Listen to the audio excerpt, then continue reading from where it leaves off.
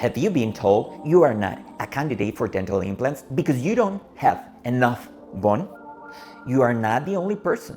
Many people face this same issue. But there is a good news. There is a solution for you.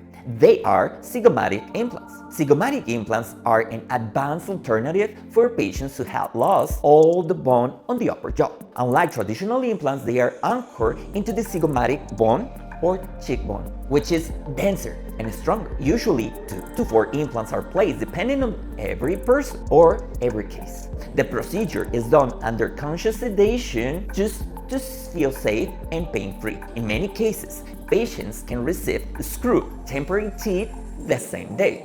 The final and permanent teeth is usually placed 4 months later once the implants are fully integrated. Keep in mind, zygomatic implants are only for the upper jaw.